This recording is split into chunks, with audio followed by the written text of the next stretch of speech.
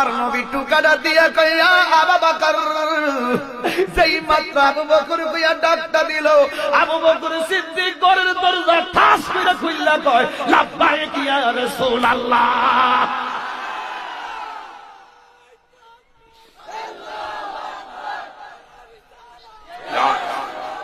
এই জন্য যুবক আমার নবী কয় আবু বকর, তোমারে আমি কোন রাতে আসবে বলি নাই, এখন একটা ডাক দিছি তুমি দরজা খুললা, তুমি কি ঘুমাও নাই? আবু বকর সিদ্দিক ডাক দিয়ে নবী গো, আপনি বলছেন রাতের বেলা আসবেন, কোন রাতের বেলা আসবেন আপনি তো উল্লেখ করেন নাই। দিন গুনছি, রাত গুনছি, শুধু গুনছি আর গুনলাম।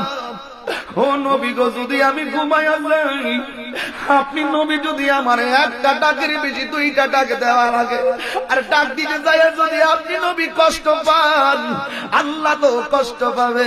আল্লাহ যদি কষ্ট পাই, আমি আবু বকর জাহান্নামী হওয়া লাগবে। এই জন্য নবী যেই দিন বলছেন আপনি আমার রাতের বেলায় লইয়া যাইবেন, আল্লাহর কসম করে বলি ওয়াল্লাহি তাল্লাহি বিল্লাহ, আমি একটা রাত্রেও বিছানার মধ্যে পিঠ লাগাই নাই।